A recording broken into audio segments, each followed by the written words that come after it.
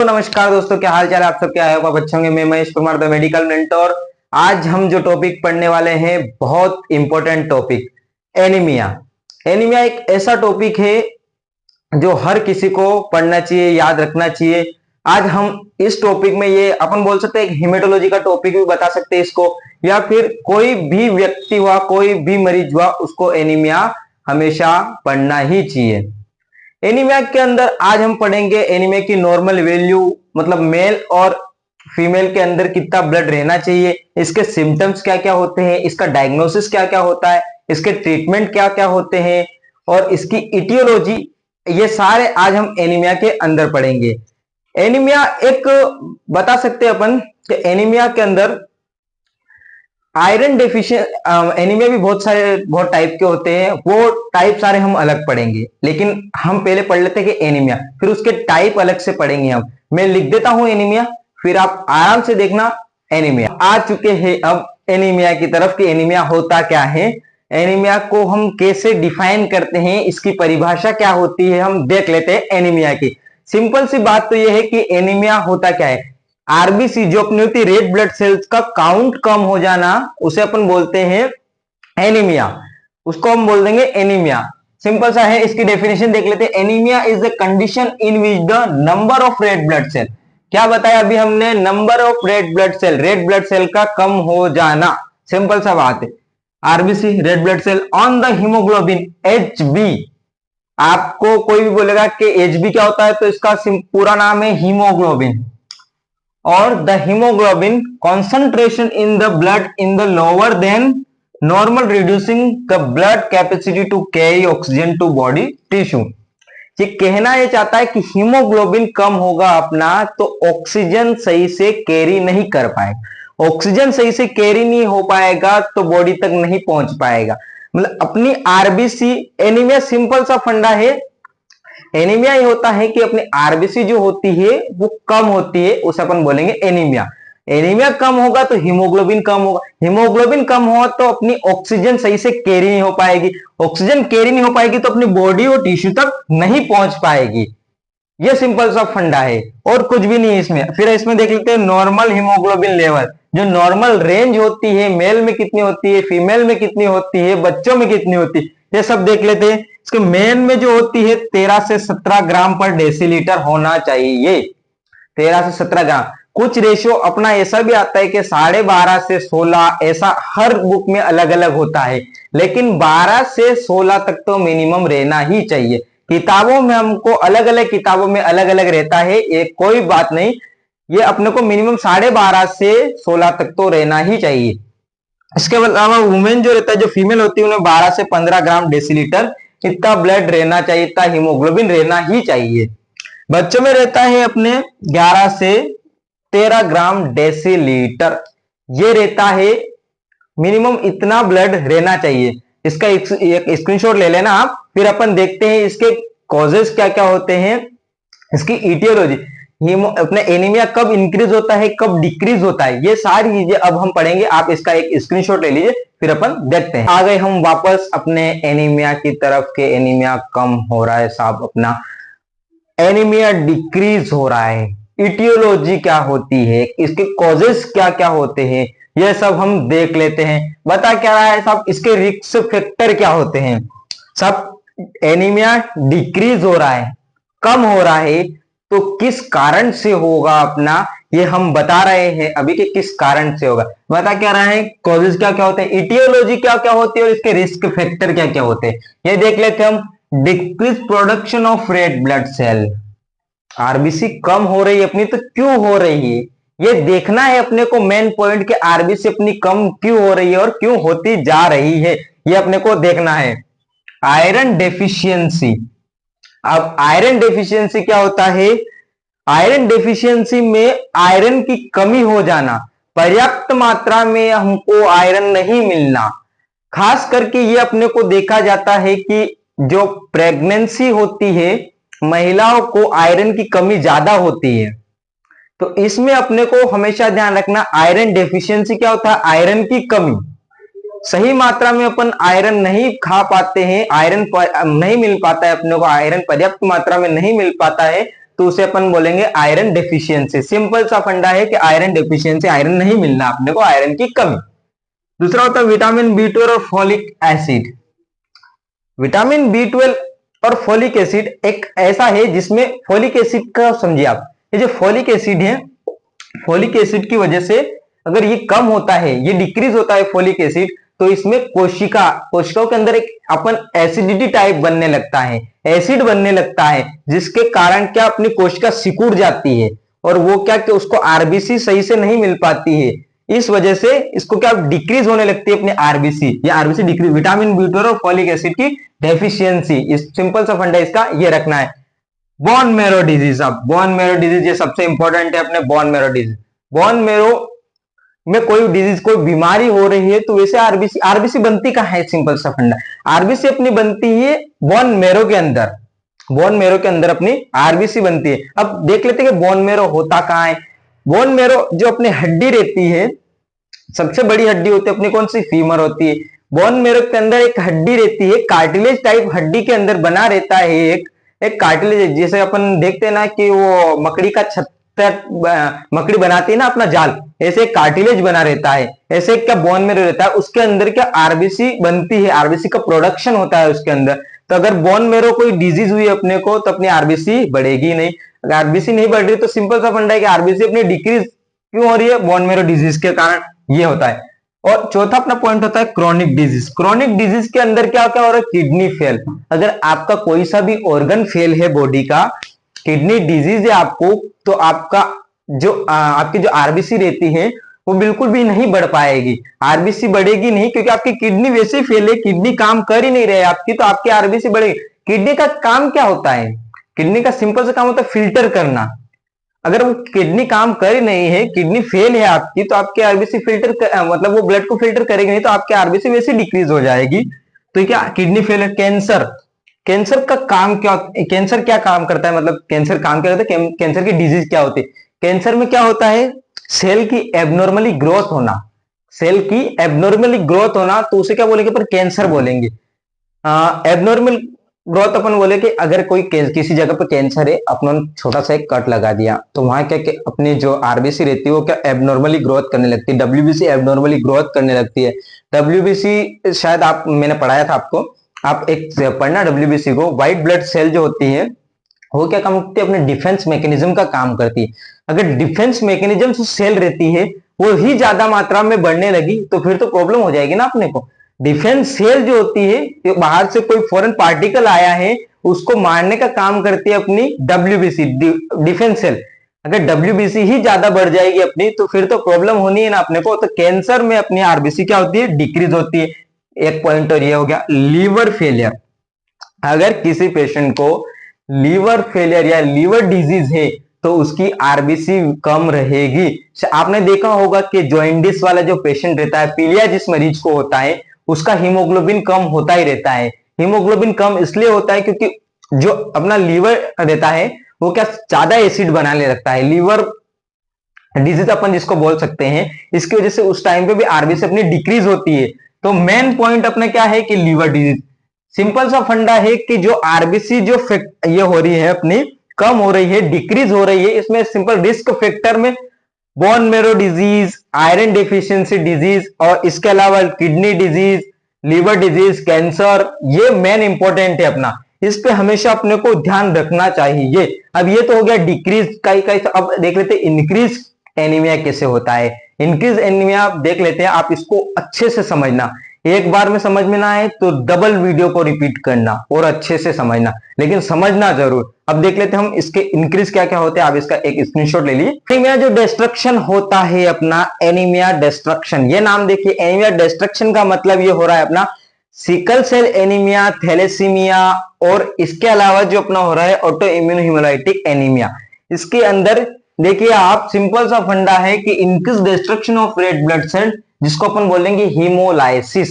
Haemolysis destruction, क्या कारण होते हैं इनके, आरबीसी के डिस्ट्रक्शन यानी क्या कारण होते हैं, जिसको अपन बोलेंगे increase destruction of red blood cell. Simple सा फंडा, कोई आपसे पूछ ले कि हीमोलाइसिस होता क्या है। हीमोलाइसिस क्या होता है कि सिकल सेल एनीमिया और इसके अलावा थैलेसीमिया और ऑटो इम्यून डिजीज जो होती है इनमें सही से वर्क नहीं कर पाता है, तो इसको बोलेंगे हेमोलाइसिस। सिकल सेल एनीमिया के अंदर क्या होता है, ये जो सिकल सेल एनीमिया है अपना, सिकल सेल एनीमिया के अंदर क्या होता है, आरबीसी का शेप सही से नहीं बन पाता है। जैसे आरबीसी का जो अपना शेप रहता है, कौन सा शेप का रहता है, डिस्क शेप का रहता है। आरबीसी कई बार क्या होती है कि रोलेक्स फॉर्मेशन बनाती है। रोलेक्स फॉर्मेशन अपन ऐसा बोल सकते हैं, एक के ऊपर एक, एक के ऊपर एक, एक के ऊपर एक, ऐसे रोलेक्स फॉर्मेशन बना देती है। सिक्को एक अपने सिक्के रहते हैं ना, सिक्के जैसे एक के ऊपर एक सिक्के जमते ना, उसे अपन बोलते हैं रोलेक्स फॉर्मेशन बना देती है। इसको क्या बोलेंगे अपन, रोलेक्स फॉर्मेशन। ये होता है अपना Rolex formation, Rolex formation, Rolex formation हो गया। और आरबीसी का जो शेप रहता है अपना डिस्क शेप का रहता है। यहां से क्या बीच में मेरे को शेप क्या सही से बनाना आता नहीं है, ऐसे क्या कि एक डिस्क शेप में रहता है, आरबीसी एक डिस्क शेप में रहता है। आप देखना एक सर्च करके, एक गोल गोल रही डिस्क शेप डंबल जैसा रहता है, डंबल जैसा, जिम में जाते हैं ना डंबल उठाते हैं, एक डंबल जैसा आकार रहता है आरबीसी का। वो शेप सही से नहीं बन पाता है, उसे अपन बोलेंगे सिकल सेल एनीमिया। आरबीसी का शेप सही से नहीं बन पाना, उसे अपन बोलेंगे सिकल सेल एनीमिया। सिंपल सा फंडा है। सेकंड अपना होता है थैलेसीमिया। थैलेसीमिया क्या होता है, मैंने आपको पिछले लेक्चर में बता भी दिया है कि थैलेसीमिया होता क्या है। आप पिछले लेक्चर में जाके जरूर देखना, उसमें अब मैंने पूरा थैलेसीमिया का लेक्चर आपको बता रखा है, वो आप जरूर देखना, वो आपको मिल जाएगा। लेकिन फिर भी आपको बता देते हैं, थैलेसीमिया सिंपल सा फंडा है। थैलेसीमिया के अंदर दो चेन होती है, अल्फा और बीटा चेन, ये दो होती है। थैलेसीमिया के अंदर अपने को एक ब्लड डिसऑर्डर होता है, ब्लड डिसऑर्डर, जिसकी वजह से अपना बोन मैरो सही से काम नहीं कर पाता है। सिंपल सा फंडा आपको थैलेसीमिया क्या होता है, एक ब्लड डिसऑर्डर होता है जिसमें अपने को 15 से 20 दिन के अंदर किसी पेशेंट को ब्लड चढ़वाना अनिवार्य रहता है। सिंपल सा ये। इसके अलावा auto immune disease, auto immune haemolytic anaemia, sorry, auto immune haemolytic anaemia, auto immune haemolytic anaemia, auto immune disease जो रहती है, ऑटो इम्यून डिजीज जो अपने सिंपल सा फंडा है, ऑटो इम्यून डिजीज जो रहती है उसके अंदर वर्क सही से नहीं कर पाता है, इम्यून सिस्टम, इम्यूनिटी सही से वर्क नहीं कर पाती है। ऑटो इम्यून, इसका पूरा नाम ही देखिए, आप कहीं दूर नहीं जाना है अपने को, ऑटो इम्यून का सिंपल सा फंडा ये देखिए आप। इसके अलावा ब्लड लॉस, अपना ब्लड लॉस क्यों होता है, एनीमिया अपने को होता है तो क्यों होता है, किस कारण से अपने को एनीमिया होता है। सिंपल ये देखिए कि कई बार बहुत सारे ऐसे रहते हैं जिनका मेंस्ट्रुएशन साइकिल जो रहता है वो बहुत दिन तक चलता रहता है, मेंस्ट्रुएशन साइकिल बहुत दिन तक चलता है, इस वजह से ब्लड लॉस होता है। और इसके अलावा ट्रोमा सर्जरी, किसी पेशेंट का मतलब सॉरी कि पेशेंट, अपन डायरेक्ट मेरे क्या वो दिमाग में ये रहता है कि पेशेंट पेशेंट पेशेंट, दिन भर पेशेंट देखना, सुबह पेशेंट देखना, रात को पेशेंट देखना, दिमाग में वही चलता है कि पेशेंट क्या, पेशेंट नहीं, किसी का एक्सीडेंट हो जाता है, ट्रोमा इंजरी जिसे अपन बोल सकते हैं, उसमें ब्लड लॉस ज्यादा हो जाना, इसकी वजह से अपने को ब्लड चढ़ाना रहता है, उसको अपन बोलेंगे एनीमिया। एनीमिया कंडीशन में उसको बोलेंगे। आरटीए जो रहता है, रोड ट्रैफिक एक्सीडेंट जो रहता है, उसमें भी ब्लड अपने को ट्रोमा कंडीशन रहती है। सर्जरी जो अपनी की कोई सर्जरी होती है उसमें ब्लड लॉस ज्यादा हो जाता है, इसकी वजह से भी अपने को एक एनीमिया रहता है, एनीमिया हो जाता है, उसमें भी ब्लड चढ़ाना अपने को पड़ता है। सेकेंड जो अपना आता है gastro intestinal bleeding. Gastro intestinal जो ब्लीडिंग रहती है उसके अंदर क्या अल्सर, अल्सर बन जाना, गैस्ट्रो इंटेस्टाइनल के अंदर अल्सर बन जाना, छाले बन जाना, सिंपल सा फंडा है। पाइल्स की समस्या जिस मरीज को रहती है, पाइल्स की समस्या में हर किसी मरीज को 15 दिन में ब्लड लॉस होता है, 20 दिन में। पाइल्स के अंदर के एक अपने एक बोल सकते हैं अपन गुब्बारे टाइप एक बन जाता है, उसमें क्या के पाइल्स में 15 से 20 दिन में वो फूट के वापस से ब्लड लॉस होता है। पाइल्स, कैंसर डिजीज जो मैंने आपको बताया था अभी, कैंसर डिजीज जो हो रही है उसमें भी अपने को ब्लड लॉस होता है। ये हमने पढ़ लिया अपना, डिक्रीज पढ़ लिया, इंक्रीज डिस्ट्रक्शन पढ़ा है, इंक्रीज नहीं पढ़ा है, इंक्रीज डिस्ट्रक्शन पढ़ा है ना। ऐसा नहीं है कि आप फिर बोल दो कि आपने इंक्रीज बता दिया, इंक्रीज इंक्रीज डिस्ट्रक्शन पढ़ा है हमने। उसके बाद हमने ब्लड लॉस पढ़ा है। ब्लड लॉस के अंदर हमने ट्रॉमा और सर्जरी के जो पेशेंट रहते हैं उनमें एनीमिया हो जाता है, इस वजह से ये मेंस्ट्रुएशन ब्लीडिंग जो होती है वो हमने देखा है, गैस्ट्रोइंटेस्टाइनल ब्लीडिंग जो होती है ये हमने पढ़ा है। इसके अलावा इंक्रीज डिस्ट्रक्शन के अंदर हमने पढ़ा है सिकल सेल एनीमिया होता है, थैलेसीमिया होता है, ऑटो इम्यून हिमोलाइटिक एनीमिया जो रहता है वो हमने पढ़ा है। इसके अलावा हम देख लेते हैं कि जो एनीमिया होता है इसमें बहुत सारे रहते हैं, मैक्रो माइक्रो ये सारे रहते हैं। और इसके अलावा हिमोलाइटिक जो एनीमिया रहता है अपन देख लेते हैं इसमें, उसके बाद इसका डायग्नोसिस और ट्रीटमेंट दोनों देखेंगे। इसका एक स्क्रीनशॉट ले लिए। फिर एनीमिया जो रहता है उसके सिम्टम्स क्या क्या होते हैं सब उसको देखते अपन के सामने वाला को देखते पता चल जाए कि अपने को एनीमिया होता है कि नहीं होता है। ऐसा कुछ होता नहीं, बिना जांच के अपन बता नहीं सकते कि उस आदमी को एनीमिया है कि नहीं, लेकिन फिर भी अपन एक देखने के लिए अपन बता सकते हैं क्या इस मरीज को एनीमिया है कि नहीं। आप नहीं बता सकते, डॉक्टर ही बताएगा। ऐसा हो कि आप बता दो, ऐसा नहीं होता है, डॉक्टर ही बता सकता है। क्या क्या होगा, फैटिक एंड वीकनेस। आप मरीज को बहुत कमजोरी लग रही है, उसको कमजोरी बहुत लगती है। दूसरा होता है पेल स्किन एंड नेल्स। स्किन जो रहेगी उसका कलर चेंज हो जाएगा साहब, बिल्कुल बिल्कुल कलर चेंज हो जाएगा। थर्ड पॉइंट है हेडेक एंड डाइजनेस। सिर दर्द बहुत हो रहा है साहब, मेरे को सिर दर्द बहुत होता है। इसमें ऐसा होता है कई बार चक्कर आके गिर जाते हैं। एनीमिया के अंदर किसी मरीज का एनीमिया, किसी मरीज को एनीमिया है, हेमोग्लोबिन कम है, तो साहब उसको हेडेक और चक्कर आके गिर जाना ही कॉमन रहता है अपना। फोर्थ है शॉर्टनेस ऑफ ब्रीथ। सांस लेने में प्रॉब्लम होगी, ऐसा करेगा। ऐसा नहीं कि सब ज्यादा सांस चल रही तो वो अपना एक रेस्पिरेटरी में अलग चला जाता है, वो अलग होता है अपना। रैपिड हार्ट रेट, ट्रेक्योकार्डियो जैसा कंडीशन हो जाती है सब। कई बार ट्रेक्योकार्डियो हो जाता है किसी मरीज को, अगर एनीमिया होता है किसी मरीज को, हीमोग्लोबिन कम होता है, आरबीसी कम होती है, तो ट्रेक्योकार्डियो हो जाता है। अब देख लेते इसका डायग्नोसिस क्या क्या होता है साहब। एनीमिया को पता कैसे चलेगा इस मरीज को एनीमिया है। सीबीसी करवाएंगे साहब अपन, सीबीसी करवाएंगे। सीबीसी क्या होता है, कंप्लीट ब्लड काउंट। बहुत बार बता चुका हूं, कंप्लीट ब्लड काउंट। सीबीसी के अंदर अपन क्या क्या देखेंगे साहब, आरबीसी देखेंगे। आरबीसी मरीज की कम है तो उसको एनीमिया है। आरबीसी के बाद अपन देखेंगे उसका bone marrow study. Bone marrow study अपन करते हैं। बोन मैरो स्टडी कब करते हैं, जब अपने को नीड लगती है। नीड लगती है डॉक्टर को, तब वो डायग्नोसिस में आपको बोलेगा कि आप बोन मैरो स्टडी करवा लो एक बार, if needed. Bone marrow study if needed में लिख देता हूं। सेकेंड है bone marrow study if needed, if needed bone marrow study. इसके बाद में बहुत सारे आयरन स्टडी करवाते हैं। आयरन के जो टेस्ट होते हैं वो करवाते हैं, आयरन स्टडी करवाते हैं बहुत सारे डॉक्टर। विटामिन B12 और विटामिन D6 ये टेस्ट भी करवाते हैं बहुत सारे डॉक्टर।